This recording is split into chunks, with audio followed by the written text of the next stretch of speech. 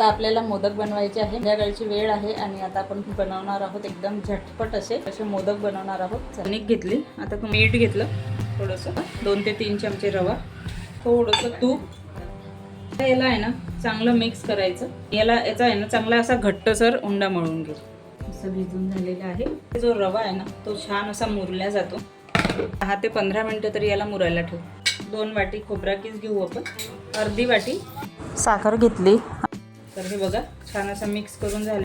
10 मिनिटाच्या जवळपास झालेले आहेत. तेल वगैरे लावण्याची काही गरज नाही, घट्ट मळलेलं आहे. तुम्ही गोळे करून घेऊ पहिल्यांदा. तुम्हाला कितपत मोठे जाड कसे पाहिजेत त्यानुसार तुम्ही हे करू शकता. कळ्या किंवा पाकळ्या जे काही आहे ते करून घेऊ. नंतर त्यामध्ये सारण टाकलं आणि अशा प्रकारे मोदक भरून घेतले. बघा मोदक इथे भरून घेतले. त्याला तळायला घेऊ.